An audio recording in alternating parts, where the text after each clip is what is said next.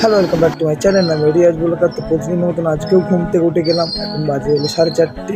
আজকে ওয়েদারের অবস্থা খুবই খারাপ, কেন আজকে অত্যন্ত ঠান্ডা লাগছে, যেন কুয়াশা পড়ছে চারিদিকে। অবস্থা দেখো, সত্যি সত্যি আজকে কুয়াশা পড়ছে। আর ওদিকে তো অবস্থা আরও বাজে অবস্থা। আমি এখন এই পর্যন্ত পৌঁছে গেছি। যতটা ভেবেছিলাম যে আজকে ঠান্ডা, অতটা ঠান্ডা আজকে নেই। চারিদিকের অবস্থা দেখো, ঠান্ডা, আমার হাত পুরো অবাক হয়ে যাচ্ছে, এত পরিমাণে ঠান্ডা। চলে এসেছি, সুন্দর একটা ওয়েদার।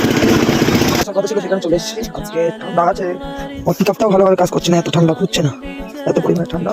মাঝে যাওয়ার পর কমপ্লিট হয়ে গেছে। এদিকে ওয়েদারটা দেখো, অত্যন্ত ঠান্ডা। হালকা হালকা কুয়াশা আছে। আজকে রোদ বাড়াবে কিনা তার কোনো গ্যারান্টিও নেই, আল্লাহ পাকে জানে রোদ বাড়াবে কিনা।